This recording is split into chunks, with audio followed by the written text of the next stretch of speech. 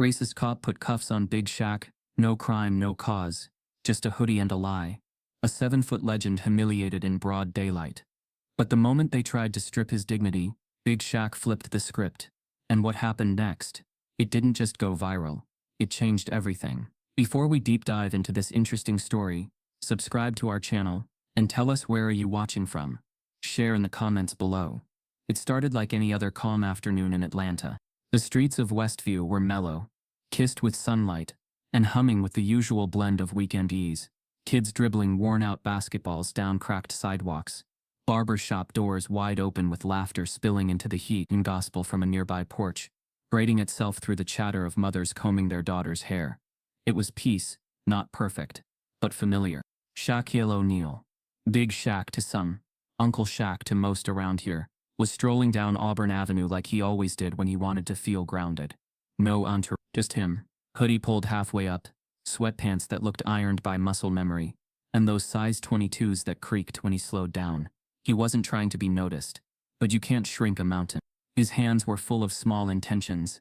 Cereal for Kenzie, eggs for Maya, OJ for the house. Simple stuff. That's what Harmony Market was for. Tucked between a check cashing spot and a florist that hadn't changed its sign since the 90s. The place had soul. Miss Charlene ran the register with her reading glasses and velvet voice, and everybody from the neighborhood knew this market was more than groceries. It was a safe stop, a place where troubles didn't follow you in. But on that day, they did. Shaq was mid-aisle, bent slightly to grab fruity pebbles off the lower shelf, when he felt it. Not a sound. A shift. Like static crawling up your spine, or the silence right before a storm snaps loose. He straightened up, box in hand, eyes scanning the reflection on the freezer glass ahead. A young man had just walked in. Maybe 20, maybe less. Face blank. Eyes too alert. It wasn't that he looked dangerous. It was that he didn't look like he belonged to the rhythm of the store. No nod to Miss Charlene. No glance toward the candy aisle. Just straight to the back, one hand inside his jacket. Walking too slow to be casual, and too fast to be relaxed. Shaq didn't move at first. He watched the way Miss Charlene's hand paused over the receipt printer. Watched how Mr. Khalid, stacking cans in the corner, stilled. The boy didn't pull anything. He didn't shout. He didn't run. But he changed the air. Shaq stepped out from the aisle, box of cereal still in his hand. He wasn't trying to be a hero. That's not how real things happen. But something had already fractured the stillness. "Hey lil man," Shaq said, voice calm, casual, deep enough to roll through the store without echo. "You good?" The boy stopped. Didn't speak. Just looked up. Eyes twitching like something behind them was fighting to stay hidden. There was pain there. Panic. But it was laced with something else. A decision trying to make itself. Shaq took a small step forward. No threats. Just presence. The way a father steps in when something's about to go left. "You look like you lost something." Still, the boy said nothing. His hand was still inside the jacket. Still tight. Still unsure. And then just when it felt like the tension might ease, a voice from the door cut through the quiet. "Don't say another word to him." It was a man, mid-30s, denim jacket, dreadlocks pulled tight, voice full of command. He wasn't yelling, but the way he said it left no room for question. Shaq turned slightly. He didn't recognize him. The man stepped forward slowly, locking eyes with the kid first. Then Shaq. "This ain't about you," he said to Shaq. "So just walk out, legend. Ain't nobody trying to disrespect you. But you don't want to be here for this." The kid glanced at the man, then at Shaq. It clicked then. This wasn't random. This was planned or at least connected. Something was in motion. Shaq's voice dropped lower, gentle but unshakable. "Don't let your worst decision come out your pocket, son." The kid flinched like those words hit a nerve. The man in the denim jacket exhaled hard. His next words weren't meant for Shaq anymore. "You got 10 seconds. That's it." And then Miss Charlene's voice cut through, sharp and full of tears. "Whatever y'all came here for, it's not worth it. I got grandbabies that shop here." The boy's hand trembled, and in that shake, something fragile surfaced. He looked between the two men, one who stood like a storm, the other like a wall. He looked like a kid caught between roads, one paved in pride, the other in regret. Shaq took another step forward. "I know that look," he said. "I've seen it in the mirror. Right before I almost messed my whole life up. A long silence followed. You could hear the humming of the fridges now, the quiet ticking of the clock above the bread aisle. Then the kid let his hand fall. Open. Empty. No weapon. Just fingers. The man behind him swore under his breath. Took a step forward like he was ready to force the issue. But then something shifted again. This time in him. Maybe it was Shaq's stillness. Maybe the moment cracked something. He stopped. Raised both hands slowly, almost in disbelief at his own surrender. "We were just here for a warning," he muttered. "That's all." Miss Charlene pressed the emergency button beneath the counter. No sirens yet. But the damage wasn't in blood or broken glass. It was in the rupture of trust. Shaq exhaled deeply, finally setting the cereal box on the counter. The kid backed away slowly, eyes still locked on Shaq. He whispered something too low to hear. Then both turned and walked out. Not fast, just gone. And in their absence, the silence that returned wasn't peaceful. It was cracked, cautious. Shaq leaned on the counter. "You okay?" he asked Miss Charlene. She nodded, one tear rolling down her cheek. I didn't think this store would ever feel like that." Shaq reached for her hand, big fingers wrapping around hers like a shield. "It's still Harmony," he said. "Still us. Just a storm. And storms pass." Outside the sun was still shining, but Atlanta felt different. Peace wasn't gone, just reminded it had to be earned again. And somewhere in that walk back home, Shaq knew this wasn't the end of it. This was the opening ripple. Something deeper was coming. And next time, it might not step out so quietly. Shaq didn't need to look up to feel it. Heat that wasn't from the sun or the room's light. It was the kind of glare that made the air feel narrower, like someone was trying to squeeze judgment into your skin. He was at the front counter now, box of cereal and orange juice beside the eggs, waiting for Miss Charlene to regain her breath and dignity after the strange encounter minutes ago. But even before the door chimed, he knew. The chill hit him first, then the silence. Not the peaceful kind, but the kind that sits heavy on your chest, like something about to go wrong. Officer Bradley Kearns had entered Harmony Market. Kearns, mid-40s, pale with that buzz cut, every TV show seemed to assign to someone who never smiled in their life. He was built thick, like he did deadlifts with grudges. The belt around his waist wasn't just uniform. It was a statement. His badge caught the light. But it wasn't that glint Shaq felt. It was the energy. That charge. That silent alarm. Every black man gets taught to feel by the time he's 12. Shaq kept his eyes forward. Didn't speak. But his frame tensed just enough for Miss Charlene to glance up and follow his line of sight. Her face paled slightly. Kearns didn't look around like someone checking on folks. He wasn't patrolling. His eyes were already locked. Right on Shaq. Not the Shaquille O'Neal in bronze. Outside the stadium. Not the NBA legend, with global charity work. Not the mentor. The builder. The giver. No. What Kearns saw was a black man in a hoodie. And for him that was the whole story. His hand hovered, subtle, but not accidental, near the edge of his holster. Not gripping, not drawing, just there. An old habit, dressed as a threat. His boots hit the floor with intentional rhythm, each step too direct to be casual. He wasn't browsing. He was hunting optics. Miss Charlene, still flustered from the earlier tension, tried to interject with a gentle officer. Everything okay, but he didn't answer. His focus didn't budge. Shaq turned slowly, not aggressive, not defensive, just steady. "Something I can help you with?" he asked, voice calm but not soft. Kearns didn't smile. Didn't blink much either. Just took another step closer. "You were here during the incident." Shaq nodded once. "I will. See anything suspicious?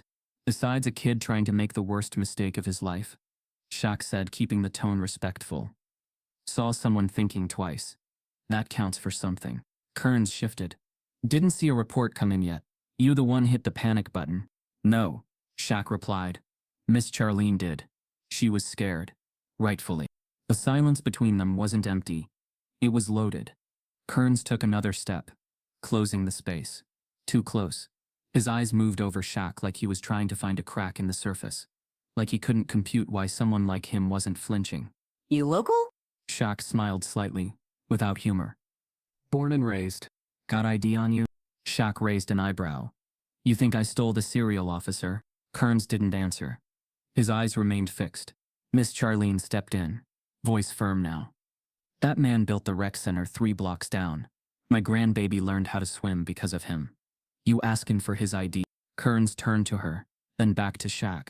The moment stretched. Shaq's eyes didn't move. You got a reason to escalate this? Or we just staring each other down to pass time? For a second it looked like Kearns might push further. His fingers twitched again by the holster, and his jaw locked like it was grinding through something personal. But then a voice crackled through his shoulder mic. Dispatch report filed at Harmony Market.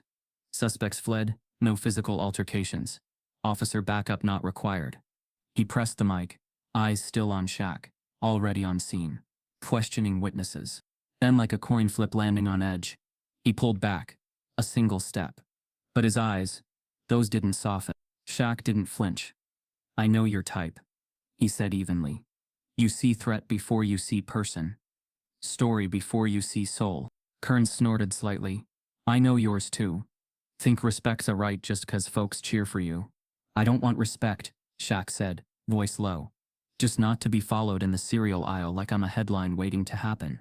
Kearns turned then, slowly, took 2 steps back, gaze sliding across the store as if looking for a backup excuse to stay. But there wasn't one, just people, watching, breathing. He reached the door, paused, looked back one last time. You see that kid again? Call it in. Don't play hero. Shaq didn't respond. He didn't need to. The door closed behind Kearns, and only then did the store let out a collective breath. Mr. Khalid from the corner shook his head. Man came in here like he was looking for a villain in a comic book. Shaq glanced down at his receipt. He hadn't paid yet. Miss Charlene, still shaken, slid his items across the scanner. No charge, she said softly. You already paid enough just being here today. Shaq gave a slow nod and gathered his groceries. The walk outside felt longer. The sky hadn't changed, but it felt heavier. Not darker, just heavier, like it carried the weight of what wasn't said. As he moved down the street, heads turned. Not because of fame, not today. Today they were checking for tension, for aftermath, for lessons. At the corner, a kid on a bike slowed down and looked up at him. You okay, Big Shaq? Shaq forced a smile. Always. But he wasn't. Not really. He was tired. Not in the body. His body was still granite. But in the spirit. Tired of proving, of explaining, of being a headline risk instead of a hometown hero. He passed the playground he helped build. The benches still had names carved from last summer's block party. Laughter echoed from the far side, and for a moment, it softened him. But he knew this wasn't over. The glare that started it all wasn't just Kearns. It was a pattern, one that haunted corners and badge numbers, one that dressed suspicion in authority. And the scariest part? That it could all unfold again, with the next glare, the next stare, the next silent judgment loud enough to kill trust. Shaq turned the final corner toward his sister's house. Plastic bags gently swinging. From inside, Kenzie's voice called out. Uncle Shaq. He smiled. For real this time. Because here at least, his name still meant warmth, not worry. He'd come back tomorrow. To the store. To the streets. Not out of defiance. But because this was his place. His people. And no glare, no matter how sharp, was going to change that. Shaq had barely reached the checkout. One arm cradled the groceries, eggs balanced against orange juice, cereal hugged to his side while the other fished through his hoodie pocket for his wallet. It was a practiced move, nothing dramatic, just a man trying to pay for his morning. Miss Charlene gave him a tired smile, her hands still trembling faintly from the encounter earlier. The hum of the scanner and a soft gospel tune on the radio floated in the background like a prayer holding everything together. Then, sir, step away from the register. Time didn't slow. It froze. The voice was sharp, official, and far too familiar. Shaq turned his head slowly, not jerking, not resisting, just registering. Officer Bradley Kearns stood at the edge of the counter, hand already near his belt. Again, this time his voice was public, loud enough for everyone to hear. Miss Charlene gasped. The young woman restocking bread behind the counter dropped a loaf. Someone near the door whispered, "Oh no, not again." Shaq stood tall, calm on the outside, but inside, something caved. Not in fear, but in disbelief. He had just walked out of here 30 minutes ago. He had done nothing but exist, returned to pay for groceries, talk to a kid outside. Nothing else. What's the problem? He asked, voice low, even. You match the description of a suspect in a theft, Kearns stated flatly. Miss Charlene immediately stepped in, hands up, voice cracking. Officer, I told you earlier, he's not. He didn't steal anything. He came back to pay. He was just… Kearns didn't look at her. His eyes stayed on Shaq. Ma'am, I'll ask you to step aside. Shaq let out a breath. Deep. Control. I'm holding the items. I'm at the counter. You watched me walk out of here with nothing. Kearns didn't blink. Step away from the register. The moment wasn't just tense. It was twisted. Not because it was loud, but because it was so quiet. The silence said more than 100 screams could have. The kind of silence people lean into when they're waiting for something terrible to unfold. Shaq slowly set the groceries down on the counter. Eggs first, then juice, then the cereal box. Like each item was its own statement of truth. I didn't steal anything, he said. I left when things got tense. Came back to pay. You saw me leave empty-handed. Kearns didn't budge. That's not what the report says. What report? A woman outside said she saw a large man in a hoodie leave the market without paying. Store policy says that's theft. I have to respond. Shaq's eyes darkened, not in anger, but in exhaustion. I'm the only 7-foot-tall black man in a hoodie, in a 3-mile radius. That don't make me guilty. Miss Charlene's voice rose. This is nonsense. I was here the whole time he left because of those 2 kids earlier. He didn't take anything. Kearns finally turned to her, frustration creeping into his voice. You weren't watching the door the whole time. You were panicked. You might have missed it. That line sucked the air from the room. Shaq took a step forward, not aggressive, just deliberate. You're bending facts to fit fear, officer. And you know it. Kearns paused. His hand still close to the cuffs flexed once. Do you have your receipt? I didn't pay yet. I was getting my wallet. Then you technically left without purchasing earlier. Shaq let that settle for a second. You ever walk out of a store and come back in when something came up? Kearns didn't answer. The tension was getting dangerous. Not physically, but emotionally. This was the kind of moment that carved lines in communities, that created division in places, meant to be whole. Then another voice. Officer, I was behind him in line earlier. Everyone turned. A young woman stepped forward, mid-20s, curly hair pulled into a bun, wearing a nursing uniform. He was at the counter. Then those boys came in and something shifted. He told the cashier he'd be right back. He didn't sneak out. He walked. Calm. Didn't even try to hide it. Kearns narrowed his eyes. And you are? Janelle Wilson, she said, pulling out her ID. I'm a nurse at Grady Hospital, and I know what I saw. For the first time, Kearns hesitated. The authority in Janelle's voice wasn't confrontational. It was clinical, precise, like someone trained to de-escalate without emotion clouding her logic. She's telling the truth, added Mr. Khalid, stepping from the back. I saw him too. He didn't even touch the scanner. He turned back when the kid walked in. It was instinct, not guilt. The store was speaking now, bit by bit. No shouting, just quiet solidarity. Shaq met Kearns' eyes again. You're forcing a narrative that doesn't fit, and it's not going to hold. Kearns pulled out a small notebook, his tone shifting. I still need to document the report. Procedure.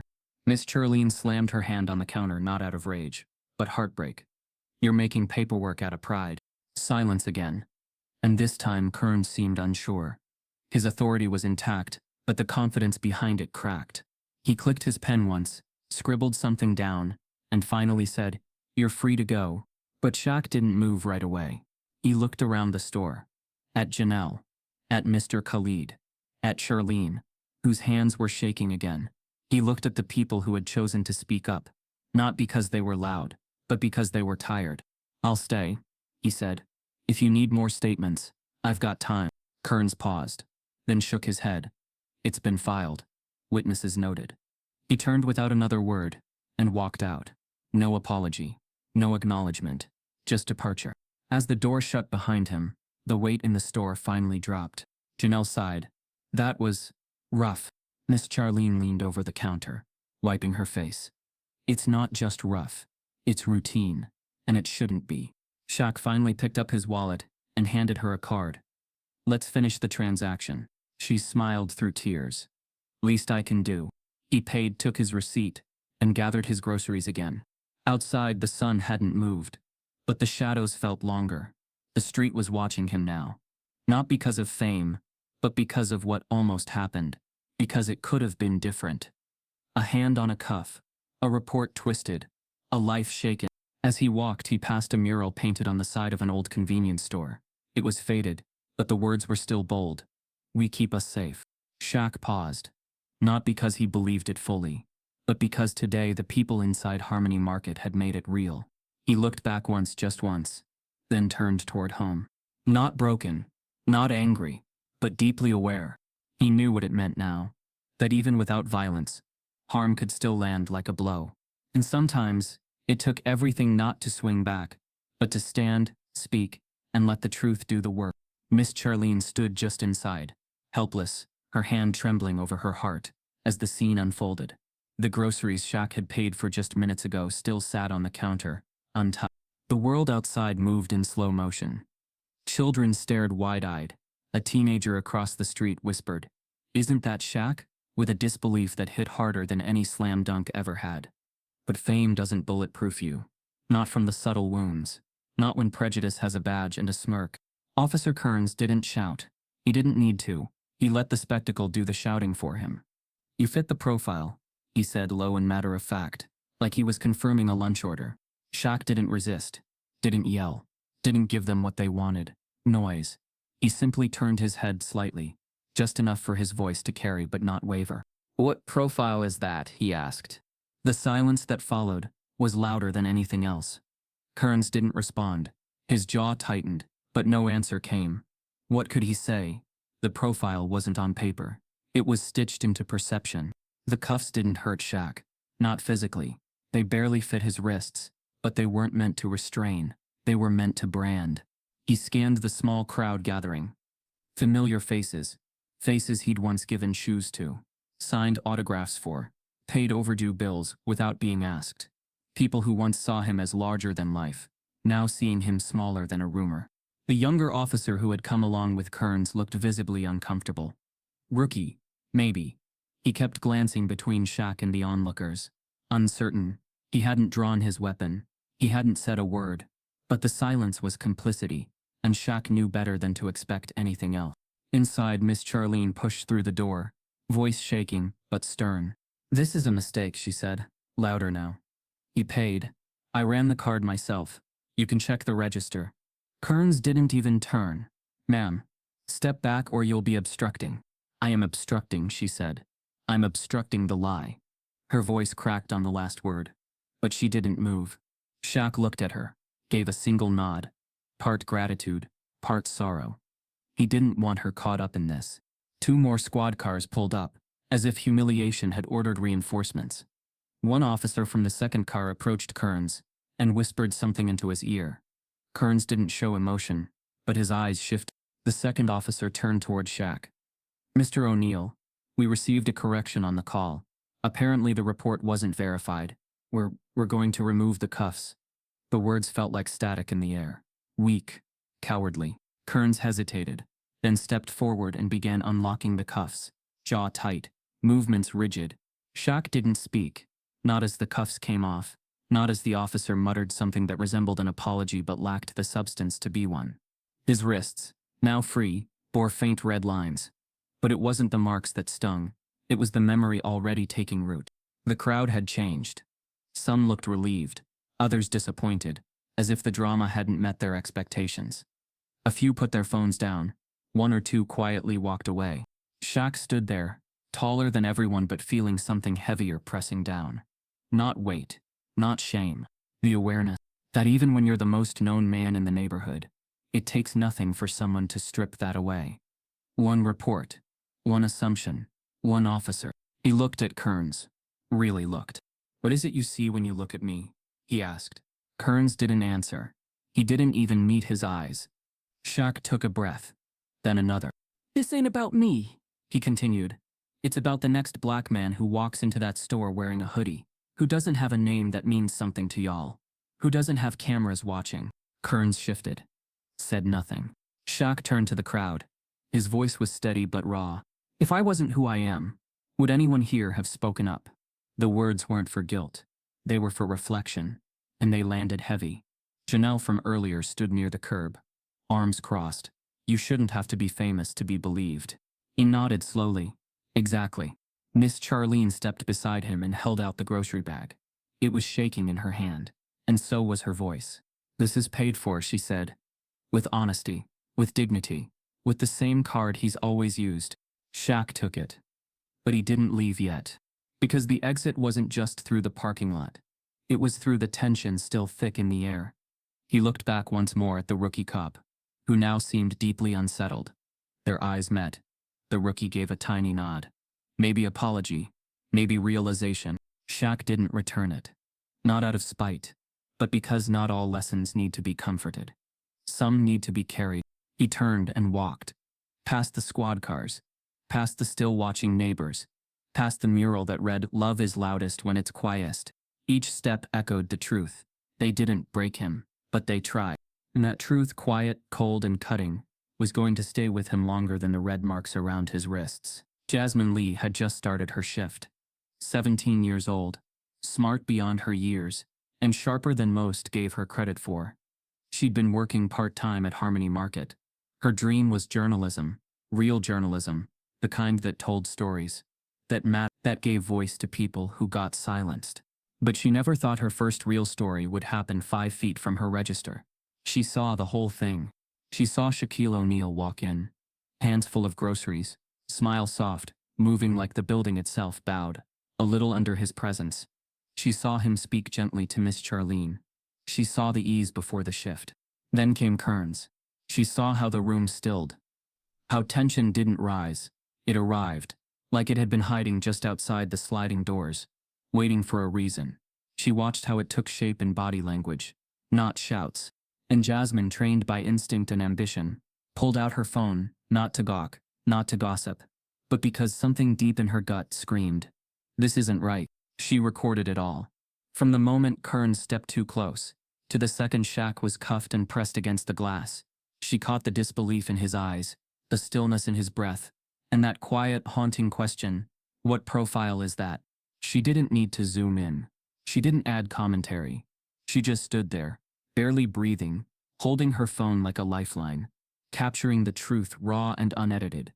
When it ended, when the cuffs came off and Shaq walked away with dignity but no justice, Jasmine stood frozen behind the bakery racks, phone still in hand, heart pounding. She didn't post right away.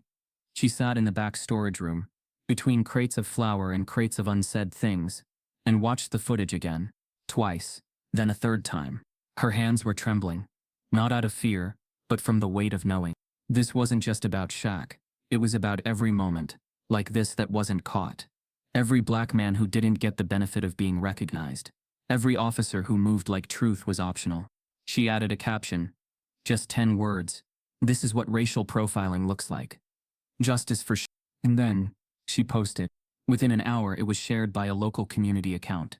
Within 2, a civil rights group. By the end of the night it had reached national platforms. The clip spread like wildfire. TikTok, Twitter, Instagram, YouTube. People didn't just share it, they felt it. Because injustice has a face. And this time it was 7'1", heartbroken, and black. Hashtags flooded timelines. Shaq was profiled. Harmony Market. Racial bias in blue. Not just famous. Celebrities reposted it. Not just athletes. Writers, activists, musicians. Some shared stories of their own. Some demanded resignations. Others demanded reform. And through it all, Jasmine stayed quiet. She didn't do interviews. She didn't chase clout. She just watched the truth ripple out into the world. A single act of documentation shifting the national conversation. Shaq, meanwhile, had gone home to silence. He sat on the back porch of his sister's house. Hoodie off now. Just a plain t-shirt, clinging to tired shoulders. Kenzie sat beside him, head leaning on his arm, not saying much. He hadn't seen the video yet. Didn't even know it existed. But he felt something in the wind, that strange pressure when something personal has become public. When your private wound has been turned into a banner. His phone buzzed for hours. Texts from old teammates, coaches, news stations, even lawyers. But he hadn't touched it. He didn't want to relive the moment yet. But by morning, he couldn't ignore it. The clip had reached 10 million views. 10 million. He opened it, watched it once. And it cracked something inside him. Not just because of the pain he saw in his own eyes, but because Jasmine had seen it too. A 17-year-old girl had caught the lie before it was allowed to stand. We reached out to her, quietly, through Miss Charlene. They met the next afternoon at the park. No press, no cameras, just two people sitting on a bench under a tree. You saw what most people miss, Shaq said, voice low. You didn't just film it, you understood it. Jasmine shrugged, eyes shy. I just couldn't not record it. You did more than record. You stood up. With your phone. With your truth. She didn't cry. But her eyes shimmered like someone who finally felt seen. He offered her a folded note. Inside was a scholarship offer from his foundation. Not because she needed charity, but because she'd earned investment. I think the world's gonna need journalists like you, he said. She smiled. You think they'll listen to someone like me? They already are. By the next week, Kearns had been placed on leave pending investigation. The Harmony Market owner issued a public apology, not just to Shaq but to the community. The rookie officer requested a transfer. And the store? It became a place of reflection. Miss Charlene installed a mural just outside the entrance, painted by local teens, featuring Jasmine's caption in bold letters beside Shaq's silhouette. This is what racial profiling looks like. Below it, another line had been added. Silence protects no one. Speak truth. The incident was no longer just a moment. It had become a movement. Not because of headlines, but because of a girl who chose to see, and a man who refused to shrink. Shaq never stopped being Uncle Shaq. But now, he was something more, proof that even legends can be wounded and still stand. Proof that humiliation doesn't get the final word. That sometimes, justice begins not in the courtroom, but in the bakery aisle. And when truth is caught, shared and believed, the whole world listens. He hadn't spoken much. There wasn't much to say. The ride in the squad car had been silent. Kearns hadn't gloated. He didn't need to. His victory, if he believed it was won, was already framed in Shaq's posture, in the badge check that cleared him to drag a man's dignity through the dirt, without ever raising his voice. The rookie officer hadn't spoken either. He kept his eyes fixed out the window like maybe the city could explain what he couldn't. Now inside the station, Shaq was left alone in processing room 3. White walls, a metal table, and a camera in the corner. He'd sat in 1,000 arenas, been under lights brighter than this one, but none of those moments ever felt as exposed. He didn't pace, didn't protest. He waited. Kearns eventually entered, clipboard in hand, jaw tight with authority he still believed he held. You want to explain why you resisted? He asked. Shaq lifted his eyes slowly. Resisted what? Leaving the scene. You left the market in the middle of a theft investigation. I walked away from confusion. Came back to pay. That's not what it looked like to witnesses. Shaq's voice didn't rise. You had witnesses saying I didn't steal, and still you brought me in. Kearns leaned forward, setting the clipboard on the table. You fit the report. Shaq's jaw tightened, not in anger, but in that quiet resolve that comes when you're done arguing with a wall. Kearns pushed the paper across the table. We need a statement before we can decide next steps. Shaq looked at the blank form, then back up. You're not looking for truth. You're looking for justification. Before Kearns could respond, the door opened. Lieutenant Maria Cortez stepped in, clipboard in hand, uniform crisp, eyes cold and cutting. She was respected by the precinct, by the community, by people on both sides of the line. She didn't speak when she walked in. She didn't need to. The air shifted. She scanned the room once. Her eyes landed on Shaq. Then on the cuffs. Then on Kearns. Step outside, she said to him. Kearns hesitated. I'm in the middle of... Now. He left, quietly. She approached the table, placed the clipboard down, and pulled out her phone. Tapped once. Played the video. Jasmine's footage. The entire encounter. Unedited. From beginning to end. Shaq sat still, but his breath slowed when he realized she was watching it from the same angle the world had. Cortez didn't speak. Not for 20 seconds. Then she pressed pause. Looked at him. Uncuff him. Now. The words landed sharp and clear. She stepped to the wall. Hit the intercom. Room 3. Remove the restraints. No charges. We're done. A uniformed officer entered seconds later. Keys already in hand. He didn't speak. Just stepped forward, unlocked the cuffs, and stepped back. The sound of steel hitting the table was loud in a room that had no right to be this quiet. Shaq rubbed his wrist slowly. They weren't bruised, but they felt marked. Cortez sat down across from him, her hands folded neatly. I don't have excuses, she said. I have facts. What happened shouldn't have happened. He didn't nod, didn't confirm. He waited. She continued. Slower now. Kearns has a history of discretionary calls like this. Never blatant enough for suspension. Always towing the line. But this time, he crossed it. Shaq looked her in the eyes. You don't get points for noticing now. Cortez held his gaze. You're right. He stood. Slowly. Towering. Not trying to be intimidating. He just was. She didn't flinch. We've opened a review. Independent. Civilian oversight. I know that's not justice. But it's a start. He nodded once. You got cameras in this room? She looked at the corner. Yes. Good. He said. Let it record that I said this calm. No rage. No violence. No threats. I came here cuffed for paying for cereal. That's the story. Cortez didn't stop him when he walked out. The hallway beyond was long and sterile. Officers glanced up as he passed, some pretending not to see, others holding eye contact just long enough to make it awkward. He didn't stop for anyone. He moved like gravity belonged to him again. Outside, the city felt sharper. The sky was the same color, but everything underneath it looked different. Miss Charlene's cousin had driven to the station to wait for him. Her old Civic was parked crooked at the curb. She stepped out when she saw him and handed over a brown paper bag. She said, you didn't eat. Packed you some of those rolls you like. He took it with a small smile. Tell her thank you. You all right? She asked. He didn't answer right away. Then, I will be. As he sat in the passenger seat, the Civic pulled into traffic. Jasmine's video was still trending. Activists were calling for reform. City council members were tagging statements with justice for Shaq. But in that moment, the only justice that mattered was silence. The kind that didn't accuse, didn't assume, didn't chain you to a chair before asking your name. Inside the bag, wrapped in foil, was a single still warm honey roll. He took a bite. And for the first time that day, something felt whole again. Not everything, but enough to get him through tomorrow. Camera lights flared. Microphones blinked. A quiet tension pulsed through the room like a held breath. This wasn't a media circus. It was a gathering with purpose. Families, students, retired neighbors, city activists, young people holding signs that read dignity is not optional. And we saw it. Shaq didn't open with a greeting. He didn't smile. He looked out across the crowd, then into the cameras. If it can happen to me, he said. Voice steady, deep, unwavering, with cameras rolling, in broad daylight. After everything I've given this city, then no one is safe. The silence afterward wasn't awkward.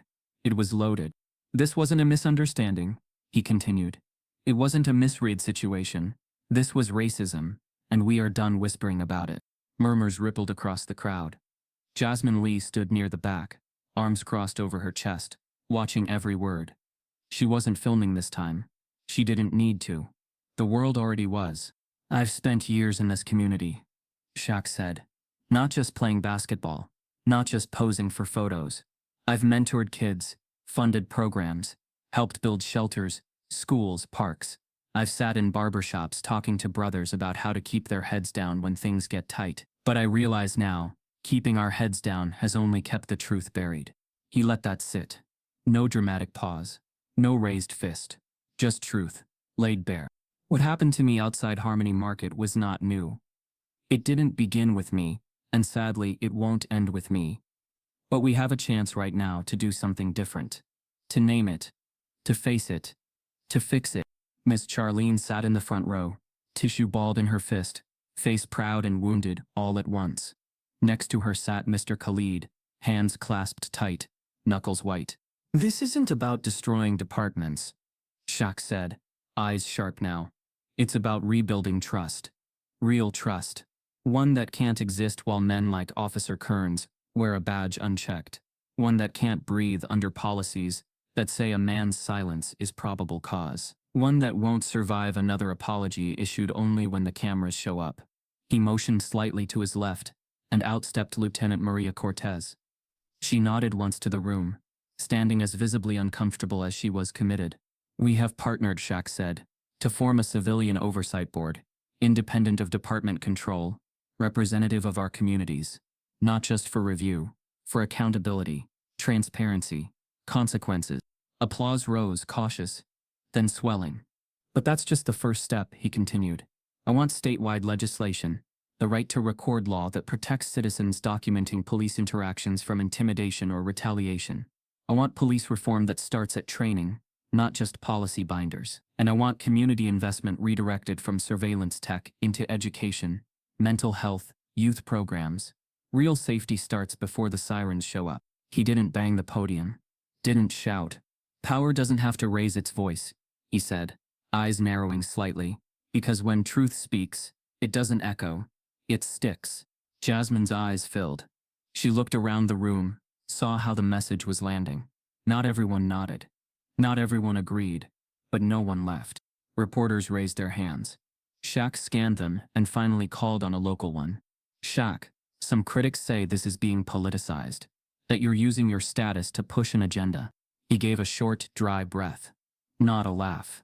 A release. My agenda? He repeated. My agenda is not being arrested while buying cereal. A low rumble of support passed through the crowd.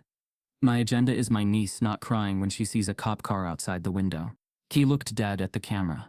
If you call that political, then maybe the problem is how comfortable we've gotten with injustice wearing a badge. Another reporter asked about Officer Kearns. Shaq didn't flinch. He should be fired. Not for what he did to me, but for what he could do to someone without a platform. Then a voice called out from the middle row. Not from a journalist but from a teenager. Voice cracking, loud enough to carry. What if nothing changes? The room hushed. Shaq turned toward the voice. He didn't dodge it. It might not, he said. Not tomorrow. Not even next year. But change doesn't start when things go viral. It starts when we stop lying to ourselves. This right here is that start, and I promise you, we'll push, we'll show up, we'll vote, organize, educate and resist, because the next Shaq they try to cuff might not walk out. Okay. That landed. The boy nodded slowly. Emotion barely held back. Shaq stepped down from the podium. Cortez followed him outside into a swirl of flashbulbs and cheers, questions chasing after them like gnats. They didn't answer anymore. Later that evening, Shaq sat quietly on the same park bench where he'd first met Jasmine. This time, the sun was setting behind him, throwing golden light through the trees. She arrived late, phone in hand. They want me on CNN, she said. Fox 2. Even BBC. He smiled. You gonna go? I don't know. Feels like if I talk too much, I'll mess it up. You didn't start a fire, Jasmine. You lit a candle. Let them see by it. She nodded. And you? I'm gonna keep showing up. That's the job now. They sat in silence a moment longer. Kids played in the distance, the sound of laughter carrying on the wind. And in that quiet, in that golden Atlanta light, a new chapter wasn't just imagined, it was underway. The reckoning had begun. Not with rage, not with riots, but with presence, pressure and truth spoken clearly, held steadily, and followed faithfully. Universities invited her to speak. Journalists asked for interviews. Protest organizers called her a symbol, but Jasmine refused to be anyone's symbol. I'm not a symbol, she told a crowd at a youth rally. I'm a citizen who watched a man treated like a threat for buying breakfast. You don't need a platform to call that wrong. You need a conscience. Meanwhile, Shaq was no longer just reacting. He was organizing. Quiet meetings became public ones. He met with city council members, education boards, state legislators. But the biggest meeting took place behind a closed door with the Department of Justice. What he said in that room didn't leak, but what followed did. DOJ representatives announced a preliminary civil rights inquiry into officer conduct patterns within Atlanta's precincts. Not just Kearns, not just one station, but across the board. A full-scale audit of policies, complaints and traffic stop data going back 10 years. This wasn't a gesture. This was weight. And the city felt it. In churches, sermons shifted. Pastors spoke names from the pulpit, names of kids harassed, names of families shamed, names that were once kept quiet to avoid retaliation. At school board meetings, parents brought up their children's first experiences with profiling, not at 16 but at 9, and in barbershops and corner stores, the conversations were no longer whispered. They did that to Shaq, man, one elder said, shaking his head. What chance does my grandson have? Change didn't arrive like thunder. It came like slow rain, constant, insistent, seeping into everything. City Hall launched a new policy. Every stop requiring search or detainment must now be documented on body cam, with real-time civilian oversight available within 20. The review board Shaq proposed? It passed. Unanimously. By week 3, Kearns was no longer suspended. He was terminated. An official statement cited patterns of misconduct unbecoming of law enforcement. But the real verdict was written in the court of public conscience. People didn't forget. They didn't forget the cuffs, the glass, the silence. But they also didn't forget the stillness Shaq carried through it all. He could have sued. He didn't. He could have lashed out. He chose presence. He returned to Harmony Market one Sunday morning, hoodie on, same size 22s, grocery list in hand. The store was quiet when he walked in. Miss Charlene met him behind the counter, eyes full of tears she didn't let fall. "I kept the cereal stocked," she whispered. He smiled. "You always do." People watched, but not with suspicion, with reverence.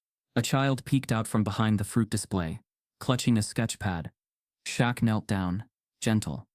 "What you got there?" The boy turned the page. It was a drawing. A big man in a hoodie, standing tall, holding a sign that said, "We deserve better." Shaq took it, carefully folded it, and tucked it into his back pocket like it was gold. Because in a way it was.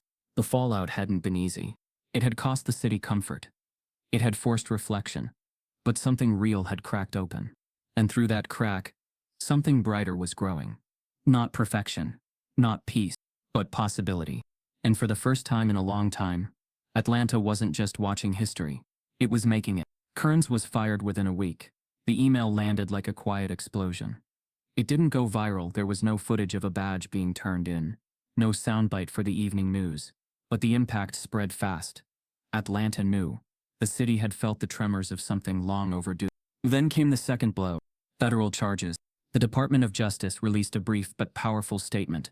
"Following our preliminary investigation, we have determined sufficient grounds to pursue charges related to civil rights violations, including racial profiling, unlawful detainment, and abuse of authority." It wasn't just about Shaq anymore. It was about a pattern. Kearns became a symbol, not of one act, but of many. A system that had survived too long on fear and silence was finally being named, case by case, document by document. But Shaq didn't celebrate. There was no victory lap, no interviews with smug soundbites, no vengeance, because he knew better. Redemption isn't about who falls. It's about what we build after. And so, Shaq built. It started quietly. A few conversations, some funding from his foundation, a partnership with 3 local nonprofits, and a city grant that no one thought would be approved. But when the blueprints came out, something shifted. The Atlanta Community Equity Center. Not a courthouse, not a shelter, not a safe space, a force. It opened 6 months after the press conference, 2 blocks from Harmony Market, in a refurbished library that had closed 5 years earlier, due to budget cuts. Shaq didn't want a monument. He wanted movement. And this place, it pulsed with it. The building had clean lines, warm lighting, and walls covered in stories, quotes from activists, portraits of community leaders, photos of everyday folks who had stood up when it was hardest. Inside, there were 3 major wings. First, legal aid. Volunteer attorneys and full-time staff worked with families facing unjust charges, unlawful evictions, wage theft, and school discrimination. Second, youth mentorship. A program for kids aged 10 to 18, focused not just on keeping them out of trouble, but guiding them into purpose. Creative labs, internship pipelines, college prep, even therapy spaces run by Black and brown mental health professionals. Third, police and civil service training. It wasn't just a classroom, it was immersion. Officers enrolled here, voluntarily or otherwise, weren't given lectures. They were given community. They met with citizens, walked the streets in plain clothes, listened to impact stories, and participated in accountability forums led by people they once feared or ignored. This was justice with roots. One evening, after the center had opened but before it had settled into the city's rhythm, a muralist named Tay, local legend, known for painting grief into grace, approached Shaq with an idea. "I want to paint your moment," he said. Shaq hesitated. "I don't want it to be about me." "It's not," Tay replied. "It's about what stood still when the system tried to move you." Shaq agreed.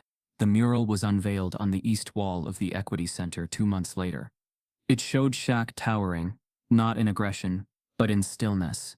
No clenched fists, no dramatic pose, just his open hands, outstretched, palms up, as if offering truth to anyone willing to receive it. Across from him, a figure stood. A badge, but faceless. The tension between them wasn't hostility. It was confrontation without hate. Above them was a bold inscription. Respect doesn't come from power. It comes from truth. The mural drew crowds for weeks. People came from across the city, some just to take pictures, others to pray quietly beneath it. Kids sat on the steps after school. Teachers brought students. Activists held vigils. Survivors of profiling stood with hands on hearts. And Shaq, he showed up. Not for the cameras, but for the people. He led Saturday mentorship sessions for boys who hadn't found their voices yet. Spoke softly in courtrooms on behalf of first-time offenders. Sat in the back of restorative justice circles, where cops and citizens faced each other not as enemies, but as humans trying to unlearn fear. Jasmine Lee became the center's youngest board advisor. She split her time between college applications and coordinating digital literacy campaigns through the youth wing. When reporters asked how it felt to go from witness to voice, she said, "You don't wait for change, you push until the door gives." One day, during a community summit, a father approached Shaq. Late 30s, hoodie faded, eyes worn. He didn't introduce himself, just, "I was one of Kearns' stops, 2018. No charges, but my boy saw it. Couldn't look a cop in the eye since." Shaq nodded. The man continued, "I brought him today. He's 12 now. Asked if this place was safe. I told him it wasn't about being safe. It's about being seen." He smiled for the first time since that night. Shaq didn't say anything. He didn't have to, because that's what roots do. They grow in silence, but they hold everything steady. Reform is loud, but redemption? It's quieter. It's the mentor waiting, with open arms after school. The cop showing up without a gun on his hip. The mother finally sleeping because her rent case was thrown out by a lawyer she couldn't have afforded last year. Atlanta wasn't fixed. Not completely. Not yet. But the ground had shifted. What started with a market trip became a mirror for the city. And Shaq once again had shown what strength really looks like. Not towering in anger, but rooted in truth. Not swinging, but standing. Because justice isn't just about what we fight against. It's about what we grow after the storm. And here, under murals and mentorship and the weight of real change, Shaq wasn't a statue. He was soil. This wasn't just a story about a man. It was a mirror. A reflection cast not in fiction, but in fluorescent light. Not on a dim street corner, but under the open sky. It didn't begin in whispers or behind closed doors. It unfolded where everyone could see, on sidewalks and checkout lines, across social feeds, in living rooms where parents paused mid-sentence and kids asked, "Why him?" Shaquille O'Neal hadn't planned to become a symbol. Not that day. Not ever. He just wanted cereal, eggs and juice. What he got instead was a reminder that status doesn't soften suspicion, that fame doesn't armor you from being mistaken for a threat. And even now, months after the moment had passed, the echo still lived in Atlanta. Not as a headline. Not anymore. But in the pauses between conversations. In the way people looked longer at uniforms. In the shifting weight of trust being rebuilt. Brick by brick. Shaq didn't go quiet, but he didn't go loud either. He went present. He showed up to council meetings, sat in the back without fanfare, took notes. He showed up to courtrooms, mentoring young defendants, who reminded him of kids he grew up with. He showed up at schools, talking not about fame or stats, but about silence and how dangerous it becomes when left unchecked. His story had traveled far. National outlets had covered it.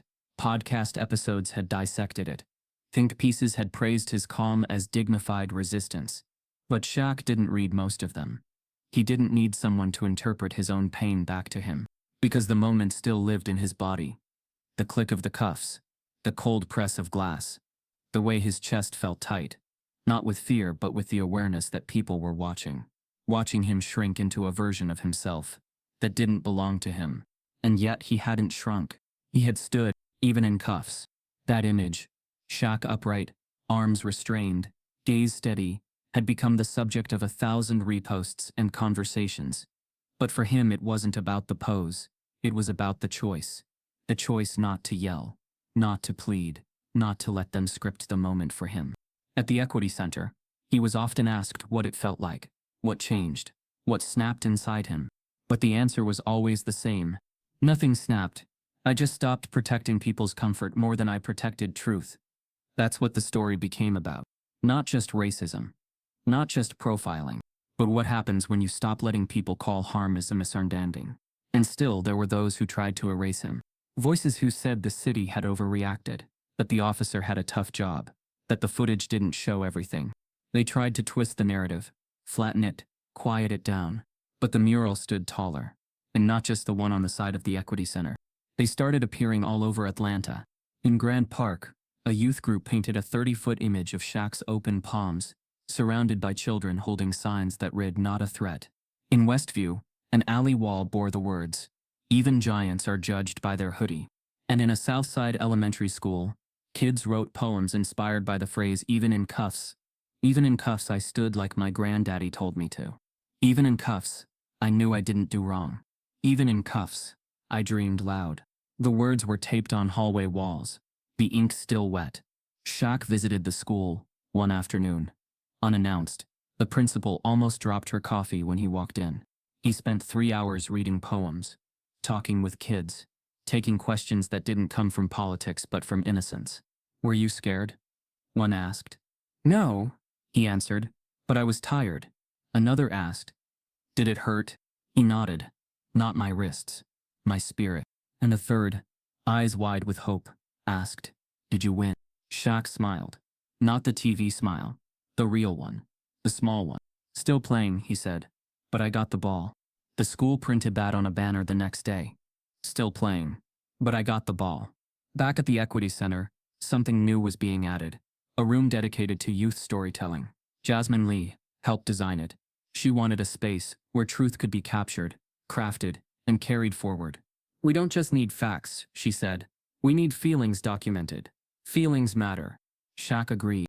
He donated dozens of books, hosted story circles, and even recorded an audio booth series called The Pause Before.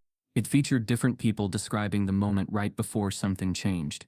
The pause before the cuffs, the pause before the accusation, the pause before someone chose silence or action. Because it was never just about the moment. It was about what led to it, and what came after. Shaq wasn't looking for redemption. That had never been his aim. He hadn't asked to be wronged so he could be right. He hadn't stood tall to be praised. He did it because the moment asked for it. Because the eyes watching through phone screens, through bakery counters, through classroom windows, needed to see something other than rage or collapse. They needed to see that truth could stand. That dignity doesn't disappear when your hands are behind your back. That justice might falter, but it's not dead. And that power doesn't always come in a badge, or a robe, or a pulpit. Sometimes it comes in the choice to be still, to be visible, to be undeniable. This wasn't just a story about Shaquille O'Neal. It was about every man told he fit a description. Every woman silenced before she could testify. Every child taught that their skin came with rules. Their friends never had to memorize. But it was also about something else. About resistance without rage. About grace under pressure. About how, even in cuffs, a man can rise. Because what they didn't expect, what they never saw coming, was that he wouldn't just survive the moment. He'd reshape it. He'd plant something in its place. And it would grow. Roots in the soil, murals on walls, poems in classrooms, laws in books, and in the hearts of the people. One clear truth, stronger than shame, louder than lies. He stood tall, even in cuffs. If this story moved you, don't let it stop at the screen. Start conversations that make silence uncomfortable. Stand up before someone else has to stand alone. Challenge systems, not just moments. Because justice doesn't go viral. It grows where you water it.